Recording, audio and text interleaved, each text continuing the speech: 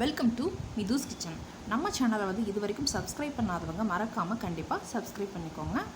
இன்றைக்கி வந்து நம்ம பருப்பு சாம்பார் ரெசிபி தான் வந்து பார்க்க போகிறோம். ஃபஸ்ட்டு வந்து அதுக்காக ஒரு மண் பாத்திரம் வந்து நான் வச்சுருக்கேன்.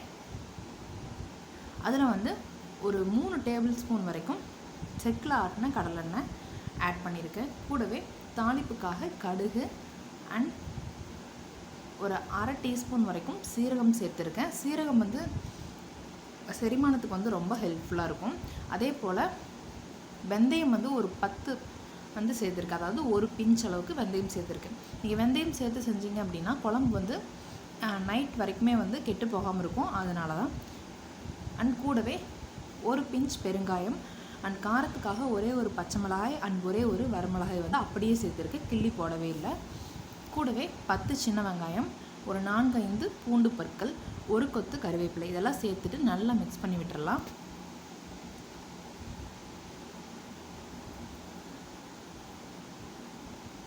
இது கூடவே ஒரு 2 தக்காளியை வந்து கட் பண்ணி இது மாதிரி உள்ளே சேர்த்துட்டேன். தக்காளி வந்து குயிக்காக வதங்கி வரணும் அப்படிங்கிறதுக்காக இப்போவே கொஞ்சமாக வந்து சால்ட் ஆட் பண்ணிக்கிறேன். இந்த வெங்காயம் தக்காளிக்கு மட்டும் வந்து இப்போ உப்பு சேர்த்துக்கலாம். குழம்புக்கு தேவையான உப்பு வந்து கடைசியாக கூட நம்ம பார்த்துட்டு சேர்த்துக்கலாம். கூடவே ஒரு 3/4 டீஸ்பூன் வரைக்கும் நான் வந்து சாம்பார் பொடி ஆட் பண்ணியிருக்கேன். ஒரு 1/4 டீஸ்பூன் மட்டும் மஞ்சத்தூள் சேர்த்துக்கிறேன். ஆல்ரெடி நான் வந்து பருப்புலேயே வந்து நான் மஞ்சத்தூள் அண்ட் கடலெண்ணெய் சேர்த்து வேக வச்சு எடுத்து வச்சுருக்கேன். அதனால் இப்போ 1/4 டீஸ்பூன் மட்டும் மஞ்சத்தூள் சேர்த்தா போதும். எல்லாத்தையும் நல்லா மிக்ஸ் பண்ணி விட்டுடலாம். தக்காளி வந்து நல்லா குழைவாக வந்தால் தாங்க சாம்பார் வந்து ரொம்ப ரொம்ப டேஸ்டியாக இருக்கும்.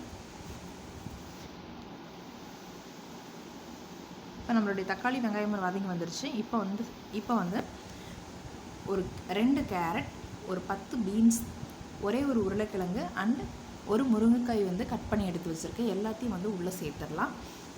நீங்கள் இந்த காய்கறிகள் தான் சேர்க்கணும் அப்படிங்கிறது கிடையாதுங்க. இது கூட நீங்கள் கத்தரிக்காய், முள்ளங்கி எது வேணாலும் சேர்த்து செய்யலாம். பருப்பு வந்து ஒரு 3 விசில் வச்சுட்டு எடுத்து வச்சுருக்கேன். 100 கிராம் போல் தான் நான் பருப்பு வந்து யூஸ் பண்ணியிருக்கேங்க.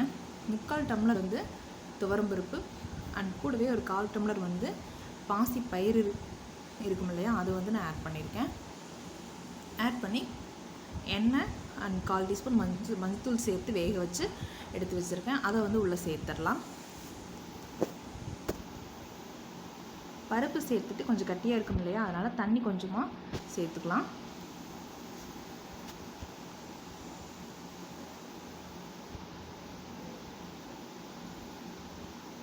இப்போ வந்து நல்லா குழம்பு வந்து ஒரு கொதி வந்ததுக்கப்புறமா நான் ஒரு லெமன் சைஸ் புளி வந்து கரைச்சி வடிகட்டி எடுத்து வச்சுருக்கேன். அதை வந்து நம்ம உள்ளே சேர்த்துடலாம். புளித்தண்ணி சேர்த்ததுக்கப்புறமா இந்த ஸ்டேஜில் கூட நம்ம உப்பு காரம் எல்லாமே செக் பண்ணிவிட்டு இந்த மாதிரி லிட் போட்டு கவர் பண்ணி ஒரு 50 மினிட்ஸ் அப்படியே விட்டுறலாங்க. நான் வந்து ஸ்டவ் வந்து சிம்மில் வச்சுட்டேன். ஏன்னா மண் பாத்திரம் அப்படிங்கிறதுனால சூடு அதிகமாகி சாம்பார் வந்து நல்லா கொதிக்க ஆரம்பிச்சிருச்சு. அதனால் பருப்பு வந்து நல்லா வெந்துருச்சுங்க.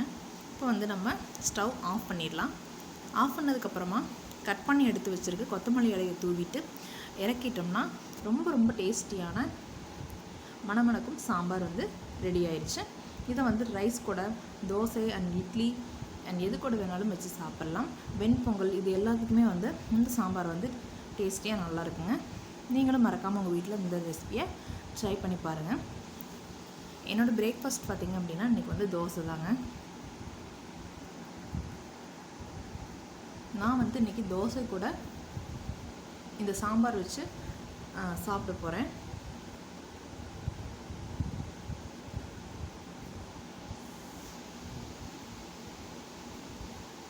அவ்வளோதாங்க, தோசை வந்து ரெடி ஆயிடுச்சு. தோசை கூடவே வந்து தேங்காய் சட்னியை வந்து நான் அரைச்சி எடுத்து வச்சுருக்கேன். அதுவும் அண்டு இந்த சாம்பார் அண்ட் சுரைக்காய் வந்து பொரியல் செஞ்சு வச்சுருந்தேன். அதுவும் சேர்த்து என்னோடய பிரேக்ஃபாஸ்ட் வந்து நான் என்ஜாய் பண்ண போகிறேன். நல்லா மணக்க முருங்கைக்காய் சேர்த்து நல்லா சாம்பார் அண்ட் தோசை, சட்னி, சுரைக்காய் பொரியல் இது எல்லாமே வந்து ரொம்ப டேஸ்டியாக இருக்குங்க. மறக்காமல் நீங்களும் உங்கள் வீட்டில் ட்ரை பண்ணுங்கள். மறக்காமல் மிதுஸ் கிச்சனுக்கு எல்லோரும் சப்ஸ்கிரைப் பண்ணிக்கோங்க. தேங்க்யூ.